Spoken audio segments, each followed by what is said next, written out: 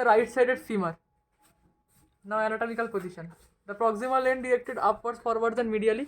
The shaft is obliquely downwards and the two condyles, medial condyle, lateral condyle lies in the same horizontal plane. The parts of the femur. First is the upper end intervening shaft, lower end. Upper end contains the head, this is the neck and these are the trochanters, the greater trochanter and the lesser trochanter. Now head. Head contains a central pit which gives attachment to the ligamentum teres femoris. Now there are three types of neck. First is the anatomical neck, which divides from the other parts of the head. Then there is the morphological neck and there is a surgical neck. Same as the tibia. You can see this in the tibia video. Now trochanter. The greater trochanter and lesser trochanter. Greater trochanter has 5 surfaces. First is the superior surface. Then the medial surface, lateral surface, anterior surface. This is the anterior surface and then posterior surface. Now anterior surface attachment. Now this is the anterior surface. Anterior surface is the attachment of the gluteus minimus. Now as we go here on the lateral surface, there is attachment. There is an oblique ridge which divides it into upper smaller triangular area, lower larger triangular area. Upper smaller triangular area gives attachment of the gluteus medius and lower larger gives attachment of the gluteus maximus. Now after lateral surface comes the medial surface. Medial surface from above downward there is attachment piriformis, gemellus inferior, obturator internus, gemellus superior and obturator externus.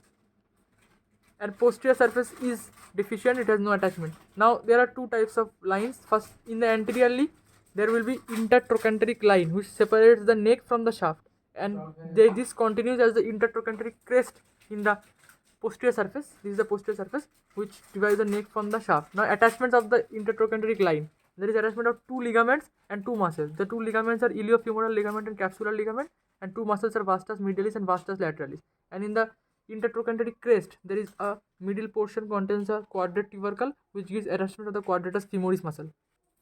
And lesser trochanter consists of two muscles. In the groove there is attachment of the psoas major, and in the tubercle there is attachment of the psoas major. In the below there is attachment of the iliacus muscle. Now intervening shaft has borders, 3 borders and 3 surfaces. First border is the medial border, lateral border and sharp posterior border, and surfaces are anterior surface, medial surface and the lateral surface. Now attachment in the anterior surface there is and the lateral surface both gives attachment. In the upper part there is attachment of the vastus intermedius. Now this is the anterior surface. Now we go to the posterior surface. This is the posterior surface. In the posterior surface we have the sharp posterior border. Posterior border has medial lip and lateral lip. Medial lip extends downwards to form medial supracondylar line and the lateral lip extends downwards to form lateral supracondylar line. In between them there is popliteal surface. In the upper portion the medial lip extends upwards and it joins with the intertrochanteric crest. Intertrochanteric crest, and it forms the intertrochanteric line. And it forms a spiral line. And in the lateral lip it is continuous with the greater trochanter and forms the gluteal tuberosity. Now this sharp posterior border is also known as the linea aspera. Now the attachments of the linea aspera.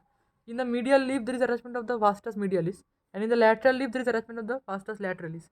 Just after the vastus lateralis there is attachment of the lateral intermuscular septum, and just after the vastus medialis there is attachment of the vastus medial intermuscular septum. Now attachments from the medial to the lateral side.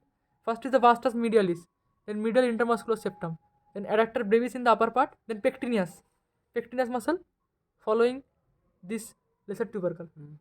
So if we go from the medial to the lateral side it will be vastus medialis, medial intermuscular septum, then pectineus, adductor brevis in the upper part, adductor longus in the lower part, then adductor magnus, then posterior intermuscular septum, then short head of biceps femoris, then lateral intermuscular septum, and then vastus lateralis.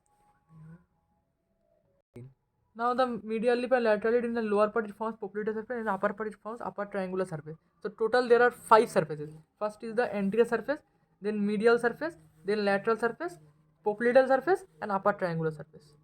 Now the lower end contains of 2 condyles, medial condyle and lateral condyle. Most prominent part of medial condyle is the medial epicondyle, and here is the lateral epicondyle. Now attachment. Just above the lateral epicondyle there is attachment of the lateral head of gastrocnemius, and there is a groove in the lateral condyle which gives attachment of the popliteus. And in the medial epicondyle there is only one important tubercle, that is the adductor tubercle, which gives attachment of the adductor magnus muscle. And these two condyles separated in the middle by intercondylar fossa. Intercondylar fossa has a medial wall and a lateral wall. Middle wall has attachment of the posterior cruciate ligament. Lateral wall has an attachment of the anterior cruciate ligament. 3. Now the floor of the intercondylar fossa. In the upper margin there is attachment of the oblique popliteal ligament, and in the lower margin there is attachment of the infrapatellar synovial fold.